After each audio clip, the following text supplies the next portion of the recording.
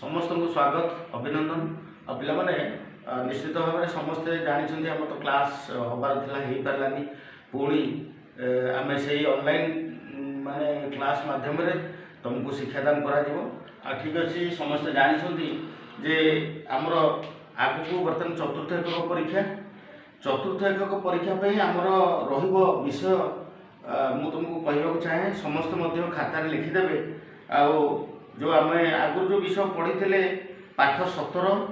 तुम डीपीपी गणित बही पाठ 17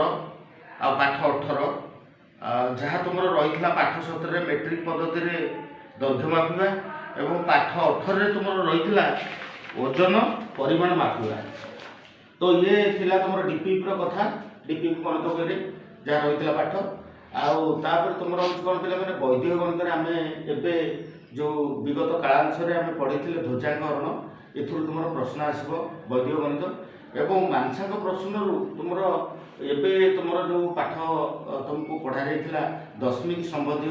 जो पाठ रही से तुम प्रश्न आसो यही विषय गुड़िक समस्त भल भाव ध्यान देवा एवं पाठ पढ़ा आगू आम प्रस्तुत होगा चतुर्थ एक परीक्षा पे। तो ठीक अच्छे बर्तमान मुझे खाली टिके तुमको माने टिके आलोचना करने को चाहे वो विषय मेट्रिक पद्धति दैर्घ्य मापिवा आम आगु ताक पढ़ी तो यहाँ को आम रिविजन करवा मेट्रिक पद्धति दैर्घ्य मापिवाई जो एकक आम व्यवहार करुले आम जाचे से संबंध में आम टे मन पकड़ा कथा हूँ कौन पे मैंने आम मैंने समस्ते जानते जे दैर्घ्य बा दूरता दूरता को मापिवाई आम जो एकक व्यवहार करुचे जहाँ को आम कहूचे जे मीटर एकक मीटर एकक मीटर मीटर एवं आउ टिके जदि निम्न एकक आम व्यवहार करवा जहाँ को आम कहते सेंटीमीटर एवं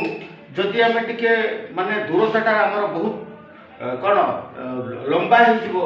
तो से आम किलोमीटर किलोमीटर किलोमीटर एकक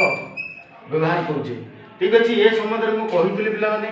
तो यही एकक को लेकिन आम कौन करुचे ना दूरता को मापुचे एवं आम कौन करुचे ना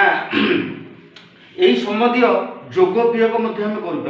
किसी असुविधा ना। तो गोटे कथा मुझे खाली ये तुमको सूचय देवाक चाहे पे किलोमीटर देखूँ गोटे एकक कथा जब आम कहवा से जोड़े एकक आसो जोड़े कथा आसो गोटे हूँ बड़ एकक आ गोटे हूँ छोट एकक जमी आम कहूचे किलोमीटर सहित मीटर संपर्क रोचे तो ये बड़ एकक है किलोमीटर आ छोट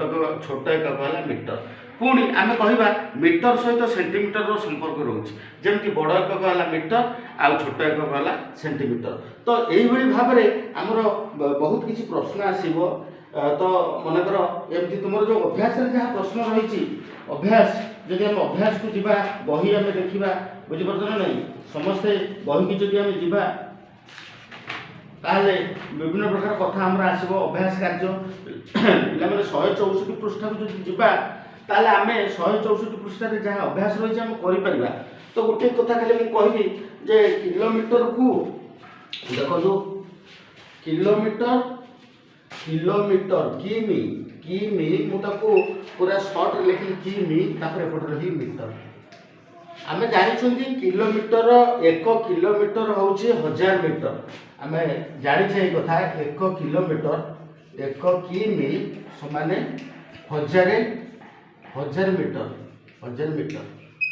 तो यही भाव में जदि आमको किलोमीटर जहाँ पचार थो आम मीटर प्रकाश कर।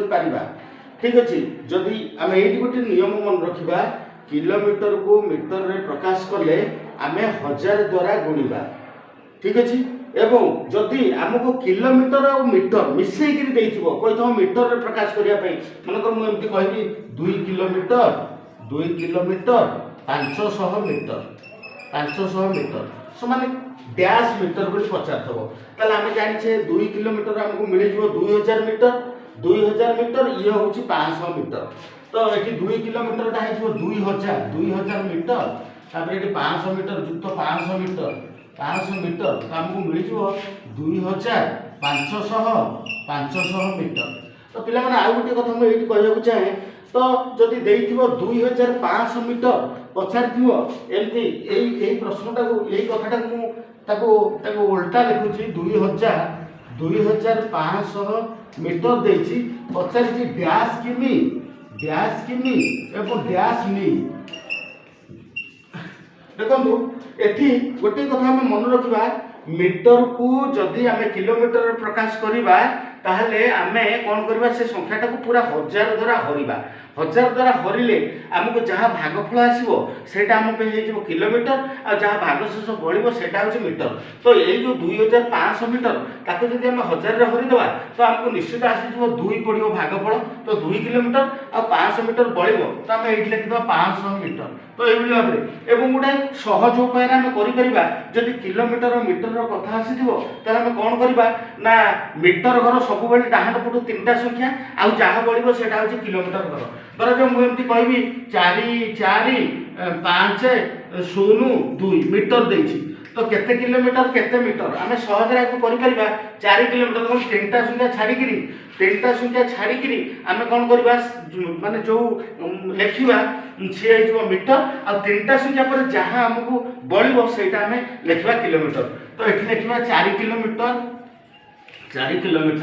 502 मीटर। तो ये भाव में किलोमीटर मीटर जमी आम करूले सेमती मीटर और सेंटीमीटर कथा हूँ से भाया ठीक अच्छे मीटर और सेंटीमीटर कथा कहले मुझे कहबी मनकर 5 मनकर मुझे आम जानी 1 मीटर हूँ समान 100 सेंटीमीटर ताहले जदि 2 मीटर कथा कहबा ताहले 200 सेंटीमीटर 3 मीटर कथा कहबा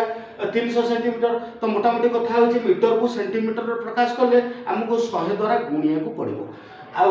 सेंटीमीटर को जदि आम मीटर रे प्रकाश करवा ताहले आमको 100 द्वारा हरिया को पड़ो। तो ठीक अच्छे बर्तमान आम जो अभ्यास कार्य देइछि से अभ्यास कार्य निश्चित भाव में समस्त पढ़े आ समस्त को ये अभ्यास आसो आ यार चतुर्थ एकक परीक्षा प्रस्तुत होगा आ यार विभिन्न प्रकार क्वेश्चन आसो ताको आम करवा। धन्यवाद।